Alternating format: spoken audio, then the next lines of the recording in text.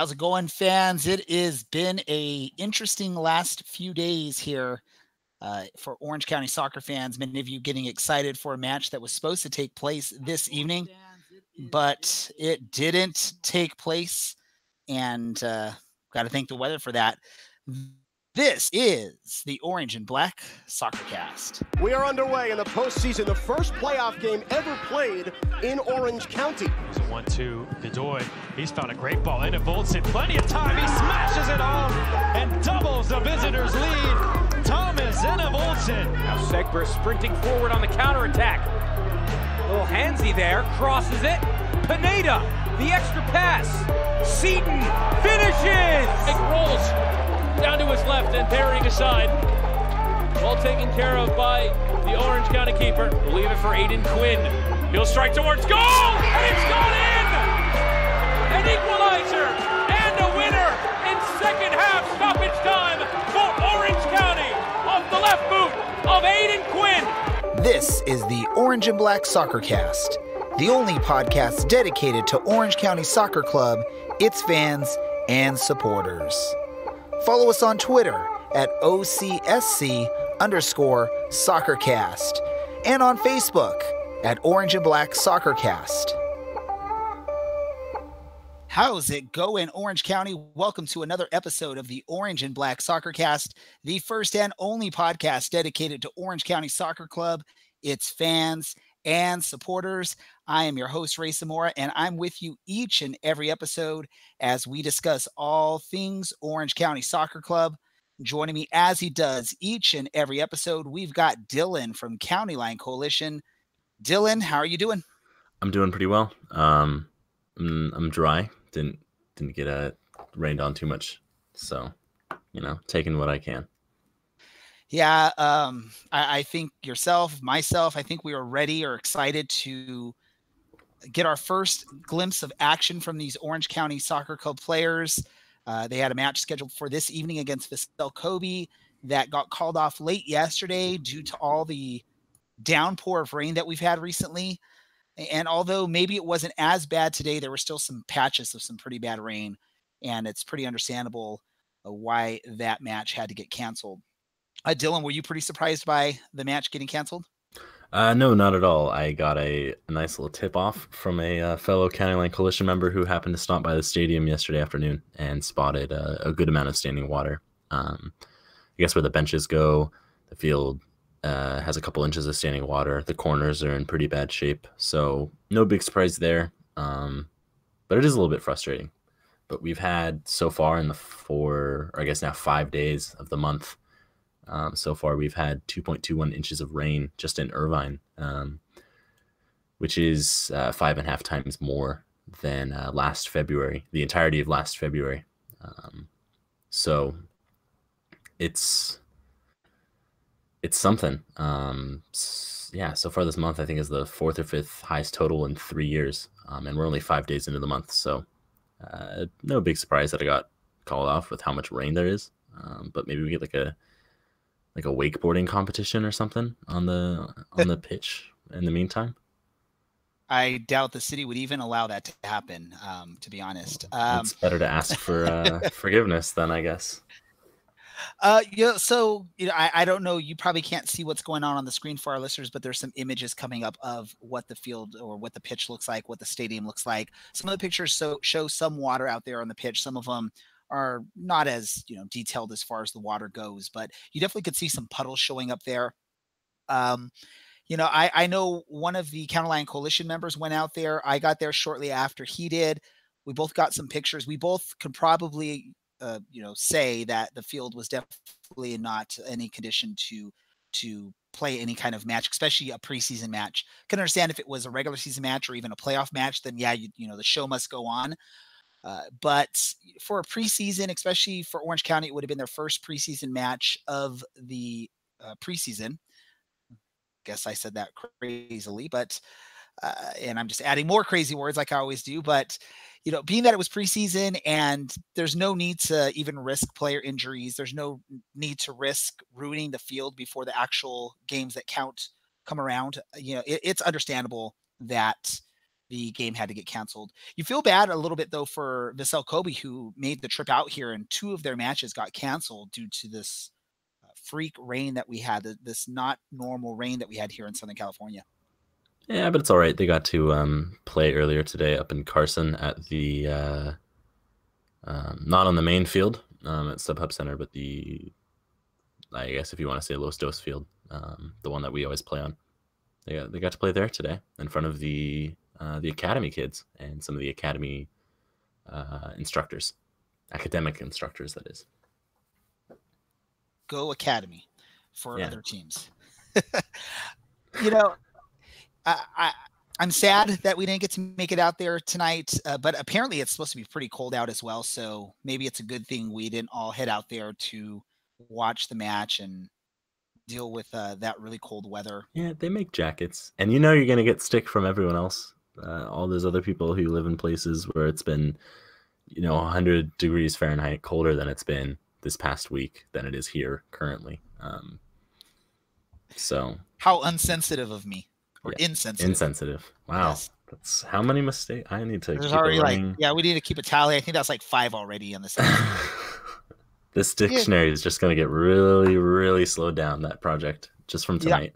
I'm just thrown off. I was planning on us meeting up at the stadium before the match, doing a quick little half-hour pregame / podcast episode for this week with not much news going on other than the preseason beginning and Vissel Kobe match.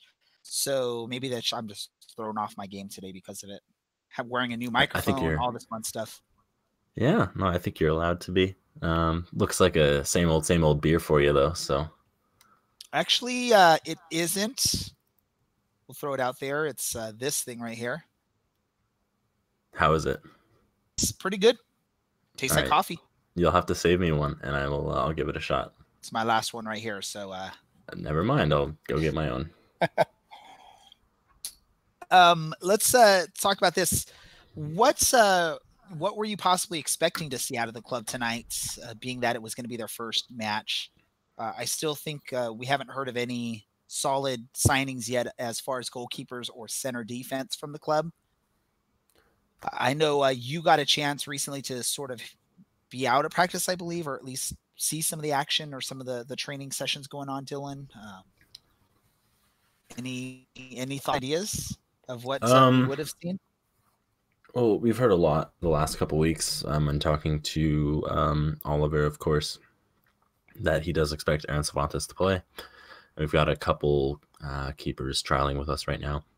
And so I'd be interested to see how Aaron would be able to set up his defense and organize guys that, some of them are probably a good 10 years, maybe I think this year probably just closer to 10 years older than he is. It'll be a little curious to see if we get that later on this week. So that's mostly what I'm missing out on seeing. But I'm also kind of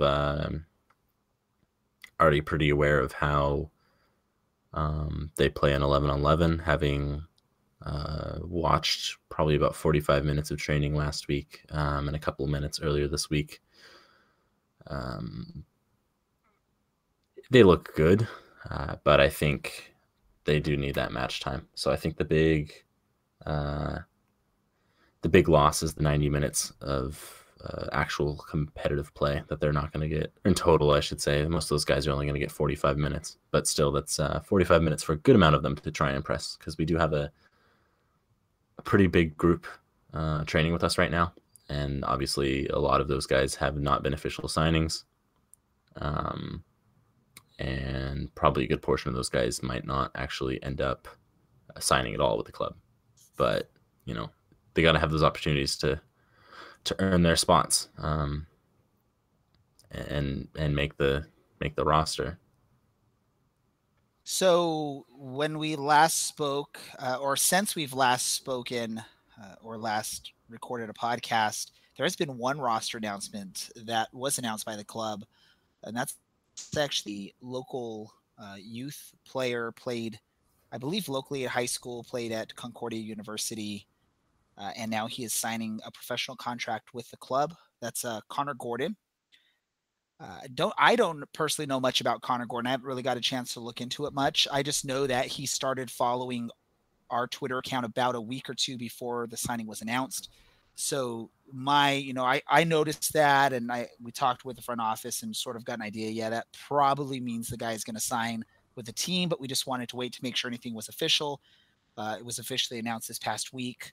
Dylan, I know we were maybe find out some information on him, maybe pull up some stats. Were you able to find anything on Conor Gordon, our newest signing? Yeah, I've got the stats for you. Between 24 and 2017. I played 47 games, started 45 of those, and had 32 goals and 15 assists in that time. Took 137 shots, had 80 of those on goal. So just under 60% of those, really. He's obviously an attack-minded midfielder with those kind of stats. I wouldn't expect him play a huge role in our midfield this season, given the depth that we already have, and of course the leadership and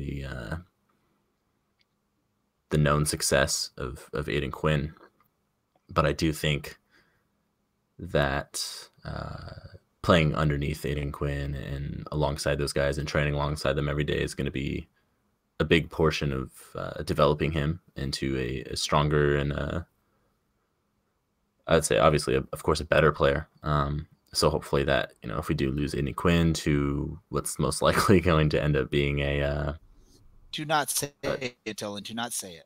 Okay, I won't say it, but that we have someone there that could do the same job. We've got a Sebastian to play who can who's a little bit more defensively minded, so that takes care of the future at least two of those roles, and then there's always a third one, and we've got that wealth of talent in Orange County and in Southern California, and it's nice to see us dipping into that and picking up a guy. I know he played with the U23 team for a couple years in between those soccer seasons at Concordia, and it seemed like they were impressed with what they saw, and so he's gotten that opportunity, and I guess in a way you can see you can consider it being promoted to the first team.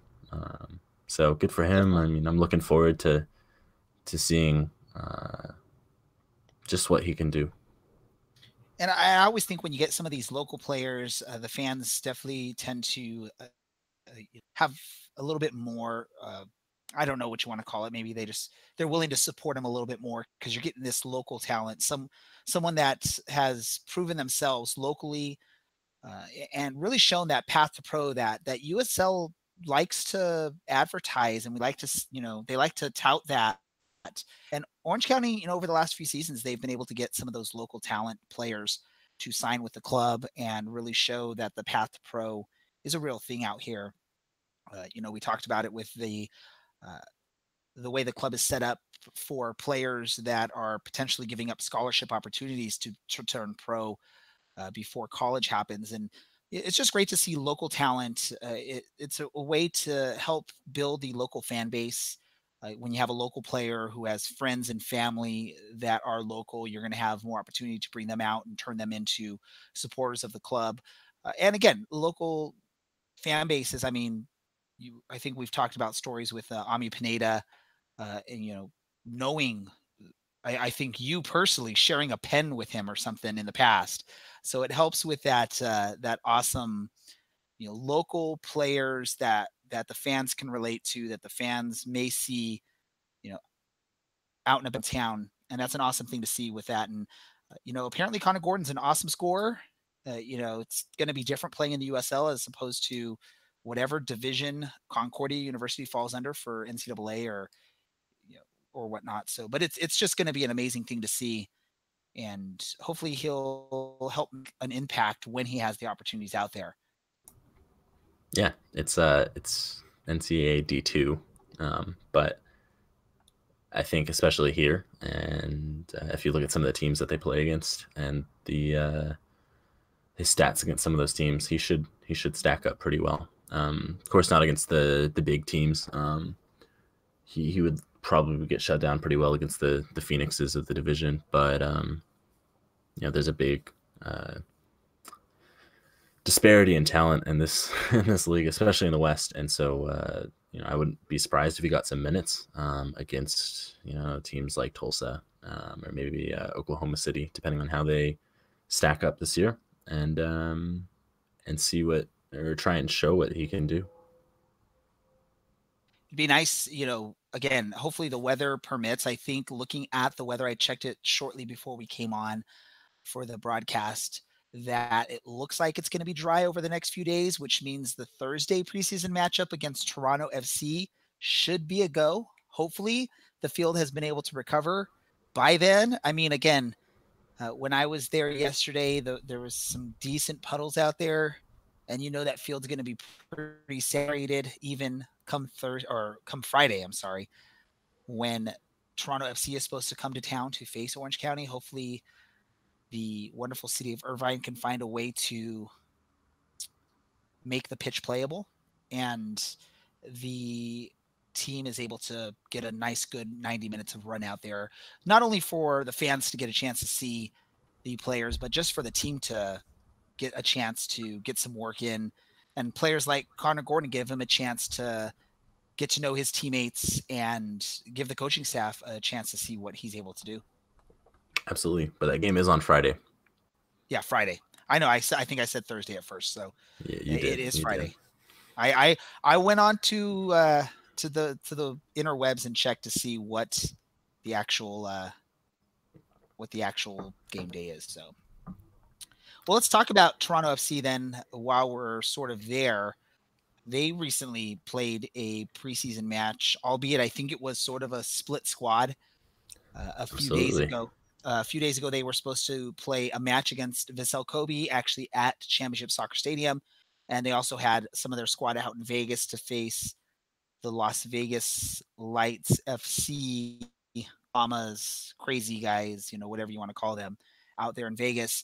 Unfortunately, the game out here in Irvine got canceled again due to the wonderful weather we've been having, the unnormal Southern California rain that we have been having, and Dylan has talked about a little bit. But the part of the squad that was out in Vegas didn't fare too well against Las Vegas Lights, and I think Las Vegas fans are already sort of now leaning towards its championship season, since their squad was able to demolish an MLS squad, albeit a partial MLS squad. I know it's preseason. I know we don't know much about our squad yet, especially with the newer players, and we don't know much of what's going on with Toronto FC and if, who's going to be playing in this type of a match. What would be your expectations out there with Toronto coming to town to face our guys? Honestly, if we could be somewhat competitive, depending on what squad shows up, of course they won't be split. But they do have the likes of guys. The one off the top of my head would be Laurent Simon from LAFC. LAFC pretty recently. And they do have Josie.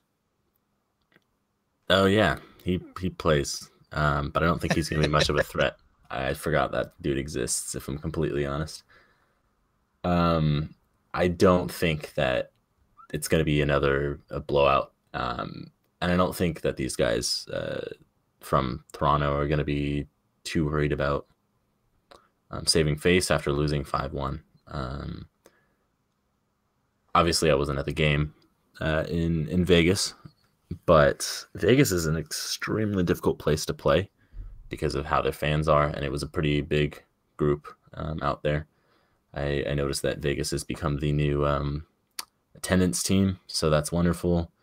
They're fully embracing the heel of the USL, but I think as long as defensively Orange County is pretty solid, it should be somewhat of a decent game. Realistically, I don't think we'll win, but I think that the guys that are there to try and impress the coaching staff are going to be putting in big performances, and hopefully it's a level-headed performance as well, and without nerves. That being said, with it being the first game after missing out with the Vissel match tonight, could be a little nervy for some of them, and hopefully defensively there's no needless or errant cards. It's one of those things that's hard when you're dealing with the friendly or preseason match, however you want to say it. Yeah, as a fan, you of course want to, if you're going to pay money to go to the game and see the players, you want to see the best team possible. You want to see, the best quality soccer you can get. But the expectations got to be set. It's preseason. It's basically going to be Orange County's first chance at any kind of meaningful action out there on the pitch. And although they've been going through training, they've been training now for a couple weeks here, getting ready for the season.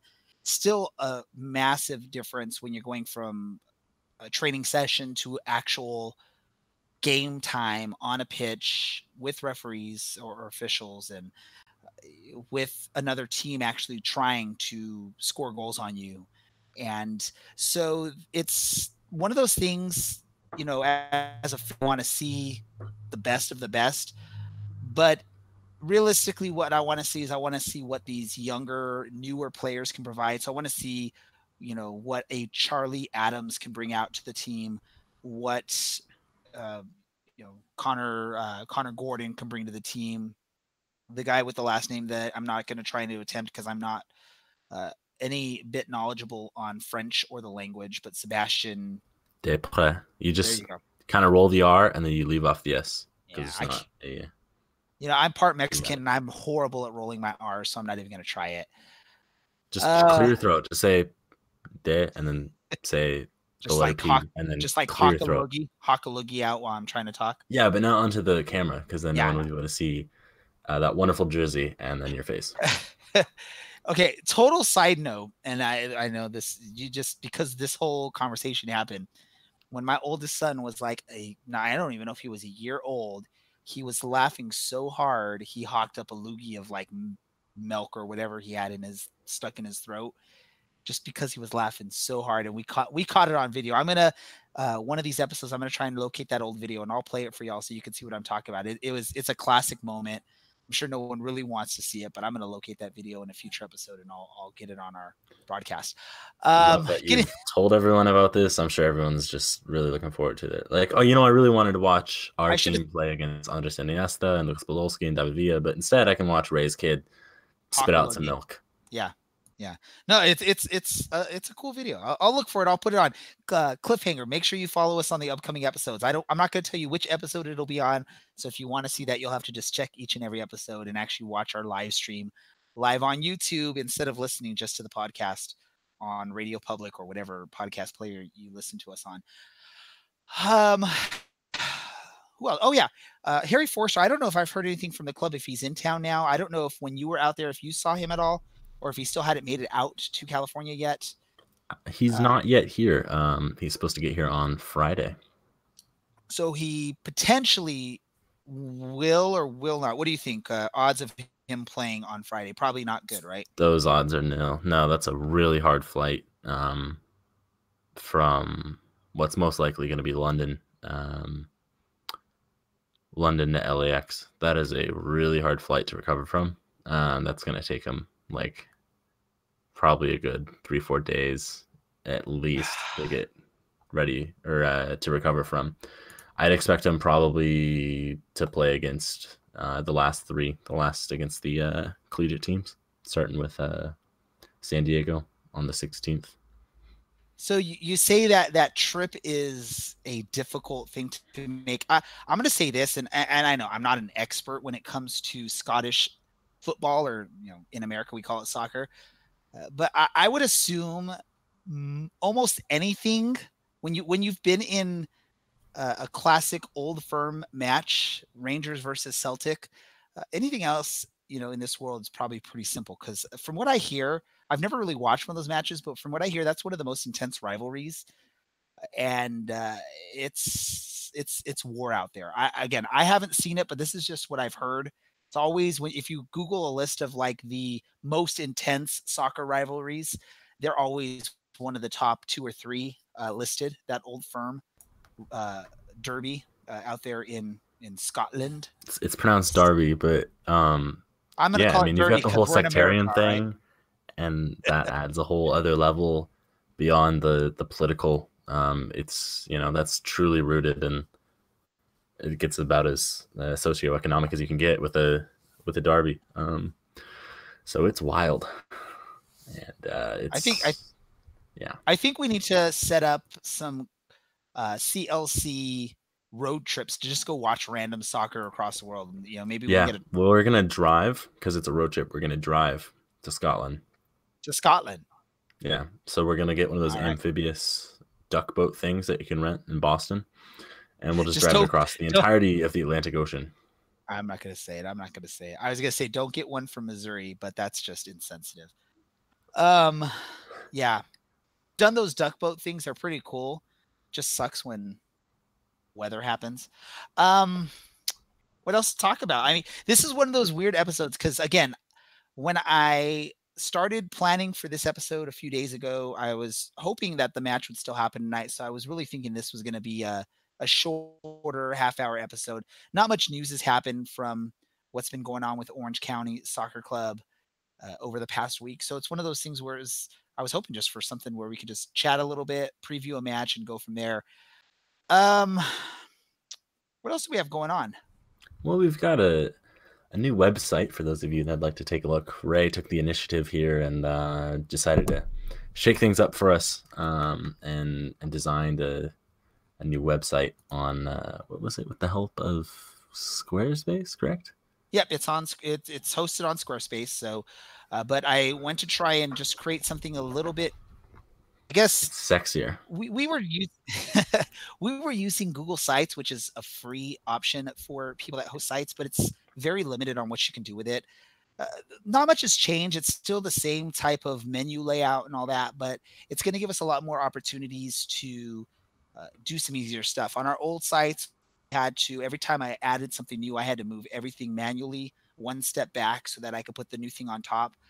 With Squarespace, it'll automatically be able to populate things on top. It's going to allow us to be a little bit more user-friendly with what we're doing. Yeah, it's cool. Go check it out. Let us know what you think. I'm going to make some changes to it.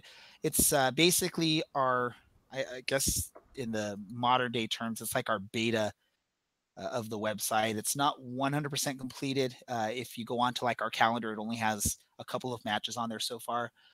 But it's something that I've just been toying with over the last couple of weeks, and I decided let's just get it rolled out. Let's get it going and go with it. It's cool though because our logo's on there instead of just words that say Orange and Black SoccerCast. That's the most important part of it, I think. Yeah, and on the similar front of things, as a Beautiful Game Network podcast, they have recently upped their game. Sorry, let me rewind there for a second. They have recently raised their game, trademark, and so we've now got a little bit of a merchandise thing going with Teespring, so you can get mugs or hoodies. If you love our logo, phone cases, tank tops, T-shirts, V-necks, whatever. That's probably most of what we've got. But if for some reason you feel the need to advertise for us, by all means, please do. Please do. And I wanted to get a phone case, but our site, my phone's too old, so that's the thing. It'll help support the costs associated with running a podcast. For those of you that do not know, podcasts are not something that we can do for free. There's always costs associated, whether it's purchasing equipment, hosting our audio somewhere, having a working website, and then just Dylan and myself, our time. I mean, we do not get paid for what we do. We do this basically for the love of soccer, to get some, experience doing this type of work and whatnot. We're hoping over the next maybe month or so, I'm hoping to re-up our game, or up our game, not re-up, up our game, and get some more written stuff on there, and actually in-house written stuff, and not just linking to outside articles. So what's going to happen with our new build on our website is really going to be just our own writing stuff. We're not going to have stuff that links out to a bunch of different pages. Although we love all the information that comes from all those other pages, we really want to focus more on our written stuff. We're going to try and have some game recaps and previews and some hard-hitting journalistic editorials that we can possibly get out of Dylan if he wants to continue. Dang, you're really putting the putting the pressure on early. Here's what I'll say. I'm definitely trying to do those things. Yeah, no. And it's all, I mean, again, this right now for Dylan and I, this is a work in progress. Again, we don't really make any money out of this. We've just started this, and we've been on as a podcast for less than a year now. Typically a podcast, you have to really build it up, and it takes time. And that's what we're trying to work on. So that's part of this whole rebuild of the website, make our website look a little bit nicer, and get a little bit more written stuff on there. By the way, if anyone is at all interested in joining our team and maybe contributing to our website as a writer, or even joining us as a podcast member, if you want to come and actually talk with Dylan and I and do it, let us know, hit us up. There's actually a contact page on our website. You can just shoot us a message on there and let us know.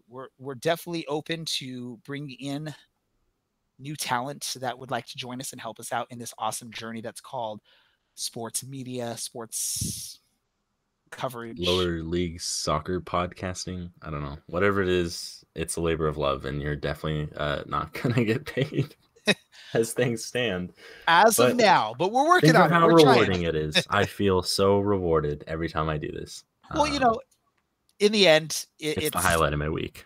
It's an awesome thing. It's fun. You get experience. If you're a aspiring journalist, it's a great way to get some experience if that's what you're needing. So let us know. Oh, wow. We just did like a nice little 2-minute advertisement for joining the podcast. If you want to join our team, let us know. What else? Let's get into some random stuff here. Because there's not really much Orange County Soccer Club stuff to talk about this week, unfortunately, with the matches getting canceled, or the match getting canceled tonight, and not much news coming out of the club. I will start off with it, and this is just nice little fun thing here, and I'm just saying this just to play with it. I'm not upset about it at all, but apparently there was a feature on our club on Spectrum Sports Net, or whatever their channel is called. Spectrum One News. Yeah, something like that. I don't know. It was posted on Facebook on the supporter group page, and one of the members on there said, "Ooh, finally some media coverage." And me personally, I'm like, what are we? I know we're not gigantic media, but we are some sort of coverage of the club. Yeah, nothing against it. I get it. It's legit, big time media coverage, and not Dylan and Ray in a garage trying to be experts. I don't know. Yeah, or a 13-year-old who's about half a second late to a tackle, kicking some ankles. But no, they actually reached out to the club, and so we're making it to the big time. Everyone, the club's getting legit, which I think, Ray, works out for us at some point. The bigger the club can get, the more media coverage they can get. Exciting for us, because we will always be able to, other than Angels on Parade, Alicia out there, they've been covering the club longer, but we can legitimately say we were like the first entity that truly only covers Orange County Soccer Club, be it podcast form or even written form, as we're trying to expand here. I've always wondered, there's so many sports networks in Southern California. You got Fox Sports Net, Fox Sports Prime Ticket, Spectrum Sports Net, and I think there's 2 Spectrum sports stations. So there's like 4 dedicated sports stations, and not one of them has up until now really been interested in covering Orange County Soccer Club. So big props. Good job, Spectrum. I'm excited to see that. I want to see more coverage. Make it happen. Dylan and I would be willing to come on and share our knowledge of the team that we've experienced over the past, and me for the past year, Dylan for the past few years. And yeah, hopefully we'll see more of it.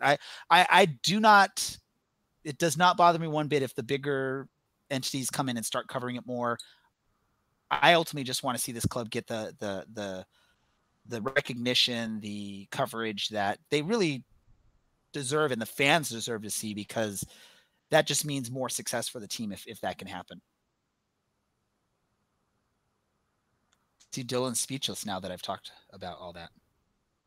Yeah, something like that. I just rambled on for a bit of time there.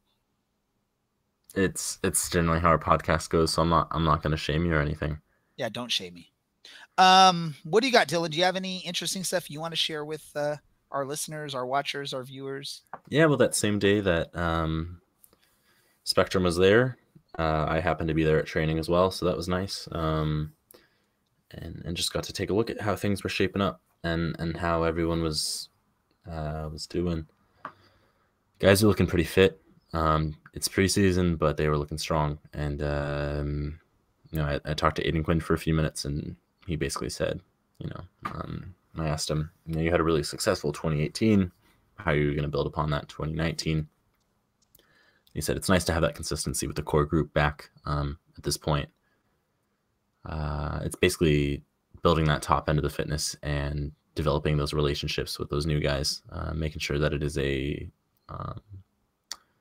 team, that the group is all together and working as one. And so hopefully these next few preseason games kind of lock that whole idea and situation in, and everything gets sorted out. Hopefully by the time that we end up in Reno in just over a month now. So, we don't look as tall of a team because we are, of course, going to miss out on having Neo Scheuvel as he's retired. But we got Walker Hume. Ray's beaming a little bit less than I expected. There's the smile. But we've got Walker Hume and a couple other guys that are pretty decently tall. But Walker seems to be maybe 3 or 4 inches taller than just about everyone else this season. And that's fine. Hopefully we get another pacey center back with who's good with their feet. Fill out the squad a little bit and get everything sorted and hopefully a bit like last year, everyone's firing on all cylinders as the season gets going, because we looked pretty strong at the beginning. Of course, we drew against Phoenix the first match, and from that point on had a pretty good run up until we ran into RGV in Texas. So if things shape up similarly, I think we'll be in a good spot. And even if they don't, I think Braden Cloutier will be, how do I put this?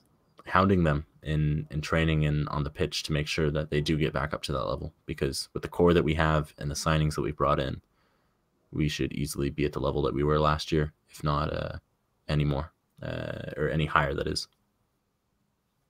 Yeah, this upcoming season, it's literally one of these things where the club definitely has to make the playoffs with what they've brought back in talent, and with some of these signings that they've made. It's one of those things where anything other than like a Western Conference Western Conference appearance repeat is going to probably be considered a letdown or considered a disappointment. They haven't just sat around. It's something we've talked about in the past. Typically, USL clubs do not bring a lot of players back, and Orange County's done a good job of bringing back some players, and they've brought back some players that we weren't quite expecting. When we talk about like a Kevin Alston coming back to the squad, that wasn't expected. A lot of fans were expecting he's gone, he's going to be in the MLS next season, and even before Aiden Quinn was re-signed rather soon, I believe it was even if not while we were still in the playoffs. Shortly thereafter, I can't remember the date exactly, but those players were players that probably late last season fans were not expecting to see back on the roster because of how well they had performed. And the thought was they're probably going to get some sort of offer from an MLS club. Luckily for Orange County, it didn't happen, or if it did, they just wanted to stay back. Great, it's awesome. This team brought back some key players, and I'm excited for it. And with what they've brought back, I know there's other teams that have brought back brought in some key pieces or brought back some key pieces. Phoenix out there looks very strong again this year with some of the players that they've brought in or brought back. But I'm expecting a lot out of Orange County, as long as we can get a quality, a first team quality goalkeeper and another quality center back to pair with Walker Hume. And other than that, it's a pretty good, decent squad. So I'm definitely excited for it. I don't have too much to add there. I think you've pretty much nailed it. I think that the team's shaping up well. What's going to be on the pitch is shaping up well, and hopefully we've got enough support off the pitch this year to back that up. We're getting a little bit more media coverage, and so hopefully that means maybe a little bit more money coming into the club, and and maybe we can get a bigger player.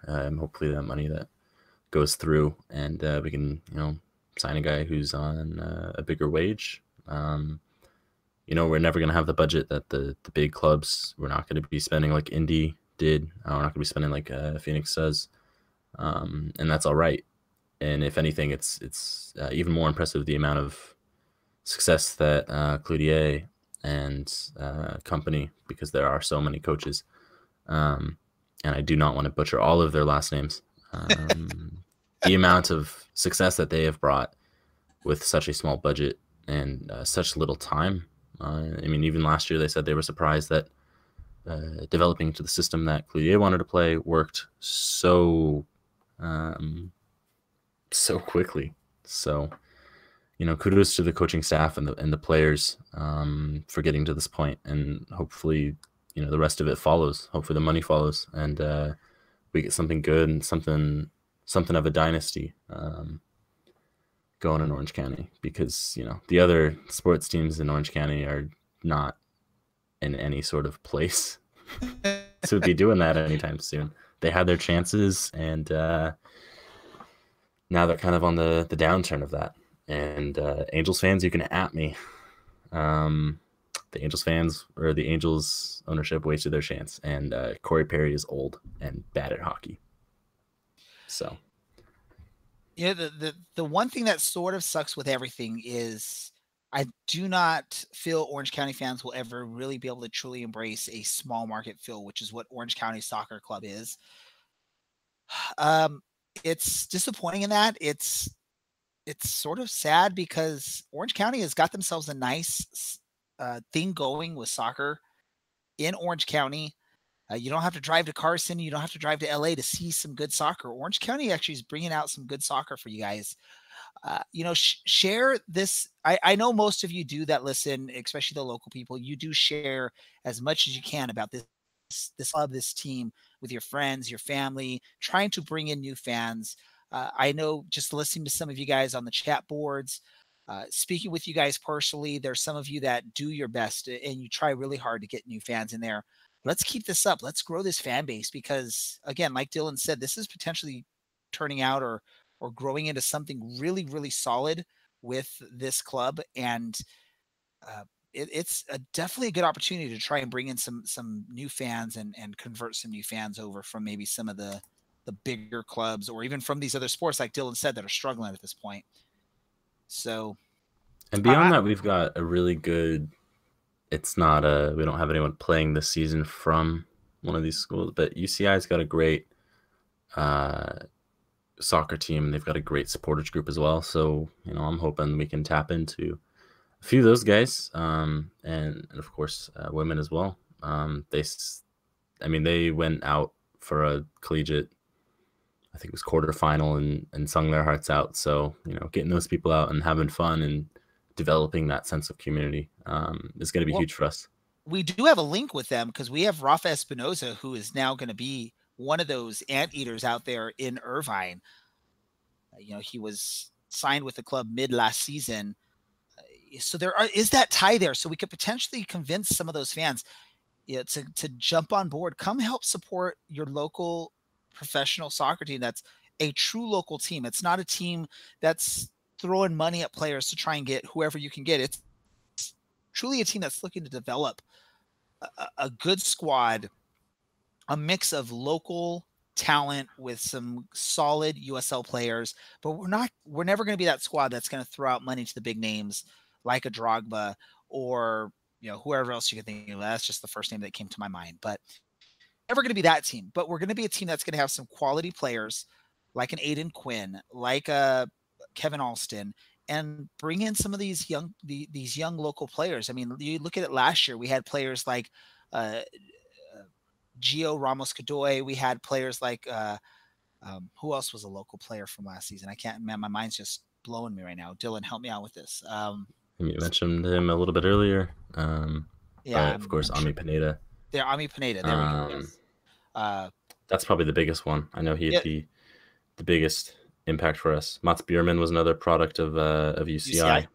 And neither of those guys I've seen training with the club so far. So I would imagine that we're probably not going to see them back, given that it's just over a month until the official start of the season. So I guess those guys will be pretty big losses for us, I think. But given the players that we've signed and now the amount of midfielders that we have, yeah, there probably wasn't going to be a place for them, which is unfortunate because I think they were.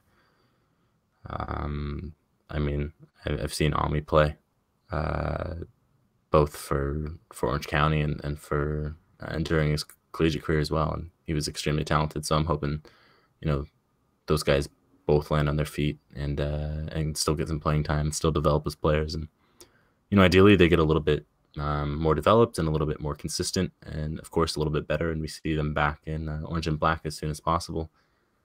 But yeah, I mean, with the amount of midfielders that we currently have signed, it's hard to say. It's hard. Yeah, it's great they're local guys, but it's clear the ownership and the coaching staff's trying to take this club to the next level, and so holding on to those guys to develop is a little bit counterintuitive with the budget that we've got at the moment. And so on that same page, I would imagine, and we've basically heard as much from the coaching staff and from the ownership, we should probably see Aaron Cervantes playing a good amount this year. He's made youth national team appearances at training camps, and I think now this year is going to be the one where he plays to further develop, get in professional minutes, and see what happens. He's kind of our big local talent. He's going to be with the club. So are you penciling him in as right now our number one goalkeeper heading into the season? I think what's going to happen is we're most likely going to platoon keepers this year. It's not ideal. It's not exactly what I think would be the best, but obviously my opinion doesn't hold too much effect with the guys up the top of the food chain with the club. And it's undeniable that Aaron needs match experience to really develop as a player, so it's great that they're going to give it to him. And I think they recognize that someone that young is not ready, especially as a goalkeeper, is not yet ready for 35 to 40 games at the back and organizing a defense week in, week out, sometimes a couple times a week. So I think we'll see another goalkeeper come in. We've got a bunch on trial right now. I imagine one of them will probably end up signing, and they'll kind of platoon based on probably who's doing best in training and who's fit at the moment. And then of course we'll probably expect Aaron to go out and get some time with the U18s on the national team again, and so we'll have that other keeper there to back us up. So it's curious to see what's going to happen. I'm hoping for Andre to come back no matter what, but it kind of seems like the club's leaning in the other direction at the moment. So it's a big loss, and it's a bit frustrating as a fan to see a guy that the fans loved and that he seemed to love the fans and the club, and of course Orange County. So I'll be curious to see where he goes. I'll be curious to see if it's going to be maybe an MLS third choice, or who comes back. So who knows what to expect, really.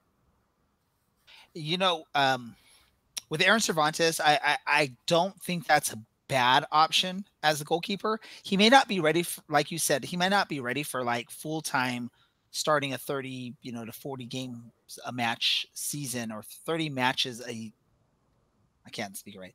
He may not be ready for 30 matches in a season, or 30 to 40 matches in a season, but he has glimpses of quality play there. I mean, I'm sure any fan, especially like the supporters that have sat right there on the bleachers right behind the goal, when you see him out there warming up or getting some practice time in there, either at halftime, before the match or not, he shows some glimpses of some really solid goalkeeping out there. And the fact that he's been on the U18 teams and been part of the U.S. men's team future, basically, is good. It's something that there's something in this guy that means or that leads people to believe that he's going to be something of a good goalkeeper in the future. So maybe there's something with him that the club wants to develop him and see what he's got in him and see if he becomes that young player that they could just sort of build a defense around. I personally would love to see it. I just, maybe in my mind, I was thinking one more year before he gets that opportunity. But maybe just circumstances with what's available for the club and with him there, maybe it needs to happen a year sooner. And who knows, maybe we're going to find out he's just this amazing in-game goalkeeper, and we're all going to be loving him by the end of the season, just like we did Andre Rawls last season. Yeah, I think that's pretty true. And honestly, I think, of course, Tab Ramos, the U20 national team manager, I think he was told a few weeks ago that he's not allowed to take any regular MLS players with him to the U20 World Cup. So I think he's most likely going to be looking at guys like Aaron Cervantes. Maybe not necessarily as the starters, because of course Aaron's from the age group below at the current moment, but maybe as a backup. And that'll be, of course, huge experience for him. Yep.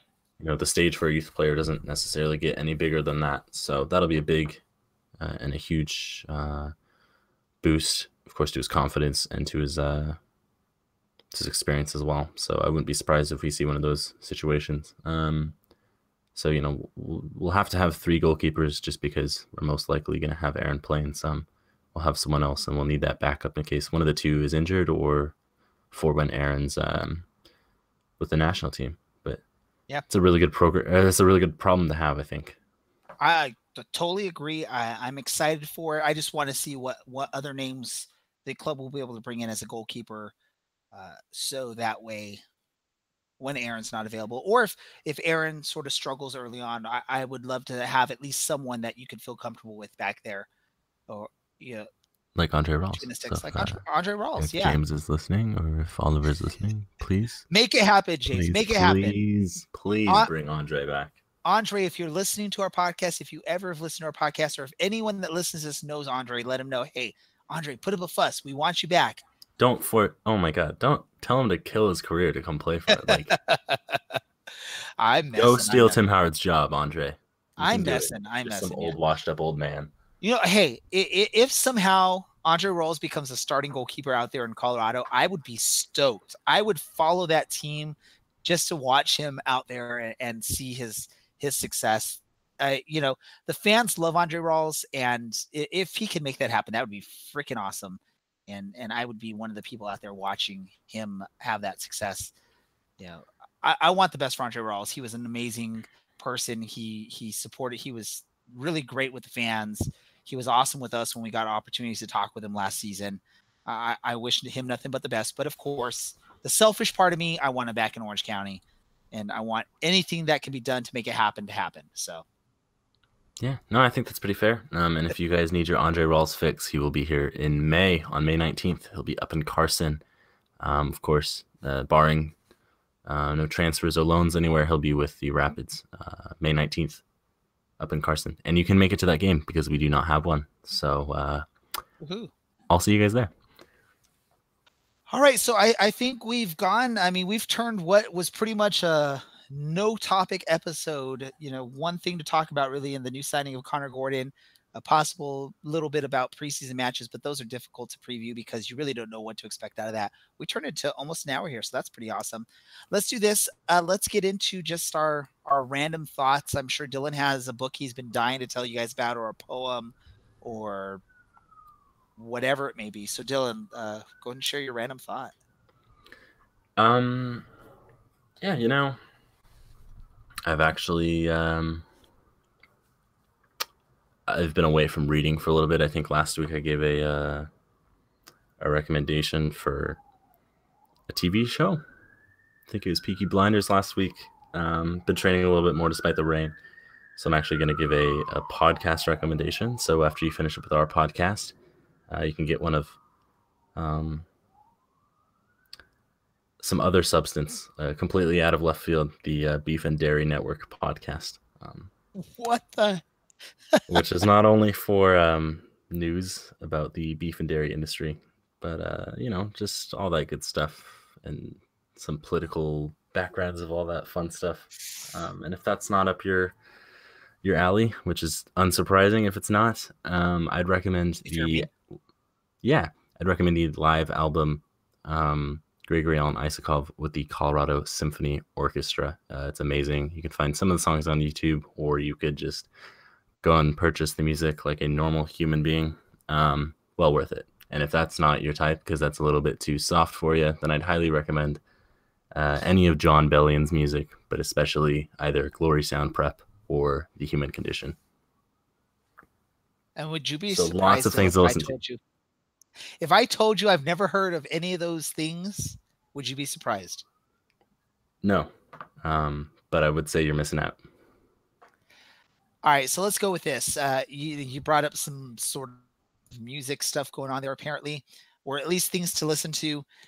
Let's go with this. I got the opportunity this weekend to see not one but two separate concerts. One of them was amazing. Well, both of them were amazing. One of them was a gigantic, final tour of music, and that's for Elton John at the Forum. I went out there on Friday evening. My wife and I bought her tickets for Christmas because it's one of the artists she's always wanted to see. We went out there. Dude, Elton John puts on a show, like 2 hours and 45 minutes of just him. There was no openers. It was just Elton out there, and his band, but it was him rocking out on that piano. And he was rocking out on that piano like he's, still a young guy.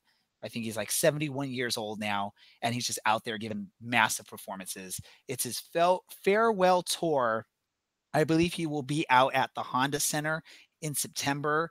Probably will be your last chance ever to see him live, at least locally. So if you like music in general, especially like, popular music, or if you're a fan of Elton John, what was it? Popular music? Well, music that is on like the Billboard charts. Whatever you mentioned, Dylan, I can't remember the names you mentioned. No, hey, total respect for it. I'm just saying, if you're a fan of the music that's like the Billboard chart type music, like the Hot 100 or whatnot, or classic, whatever Elton John falls under, classic rock, I guess. Even let's just say, if you want to go see him in his final tour in Honda Center, hugely recommended. Even if you only know a couple songs of his, he's awesome. He put on a pretty good show. The other concert I saw this weekend was the next day on Saturday. This past Saturday, I went down to the Coach House in San Juan Capistrano to watch the performance of the Dan Band. I don't know, Dylan, if you know who the Dan Band is. I do, because you told me about them last week. So did I? Was it on here? No, it was afterwards. So the Dan Band, if you watch like The Hangover or Old School, they're like the wedding band that's on there, cussing in the songs and whatnot. It was pretty awesome. If you haven't been to the Coach House, it's a lot smaller than the Forum, probably about 350 to 400 people in there at the max, I would assume. And dude was funny as heck. I can't really share some of the stuff he was doing, but awesome. If you like funny stuff, go check him out. It was pretty cool. But yeah, I had an amazing music weekend. Elton John, the Dan Band, and then now I'm still trying to recover from it, even though it's Tuesday already. I'm still mad exhausted from it because a bunch of other crazy stuff happened in between all that, with one of my sons getting sick, and basically I made like 3 trips back and forth to North Orange County, La Mirada. La Mirada is LA County, but out towards La Mirada and Cypress, because he was sick and transferring back and forth and all that stuff. But no, if you ever get a chance, if you like Elton John, or if you just like music, go check him out at the Honda Center in September. If you ever get a chance to see the Dan Band, go check it out. Yeah, and if you don't want your kids to be sick, I don't know, like stay up to date on all that fun stuff. I don't know. All right, so I think at that point it's time to end this. We did a good job, Dylan. Awesome job, and coming up with stuff to talk about for about an hour here. As Dylan said, we are part of the Beautiful Game Network. BGN.FM is a chance, or is the place where you can go to not just find our podcast, but many other soccer podcasts. They're adding new soccer podcasts all the time, and there's a lot of great podcasts on there. A lot of them we've had guests on our show, John Macaluso, from 1868. Weekly was one of those guests we've had a few times, and there's many others I just can't think of at the moment. Check out our friends at Angels on Parade. Alicia over there does a good job of covering Orange County. I think that's about it. So let's do this. Let's see you all on Friday night. And next Come Tuesday. out Friday night. And next Saturday. Support your club. And a Saturday after that. Yes. Just come out to basically just show up to the Great Park every day and hope that there's a soccer match, or if not, every day. Or look at the schedule and find out when they're playing and show up. Or look at the schedule. Yeah. Get your voice ready for the season, everyone. We'll see you out there on the 16th, if not on the 9th out in Reno. So next week. For Dylan, this is Ray in the Orange and Black SoccerCast, and we are out. Orange County, you are my team until the day I die. And when that happens, I'll still be singing way up in the sky.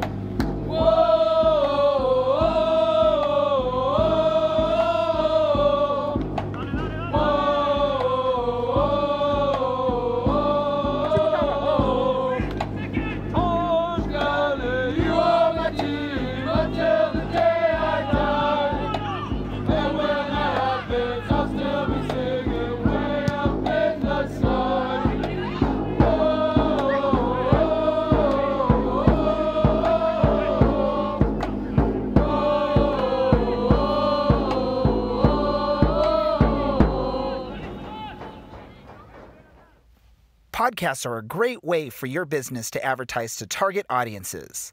And the Orange and Black SoccerCast is looking for advertisers like you. If you're interested in advertising your business on our podcast, please email us at info@orangeandblacksoccercast.com. The Orange and Black SoccerCast has joined forces with many other soccer podcasts, many of them focusing on the USL.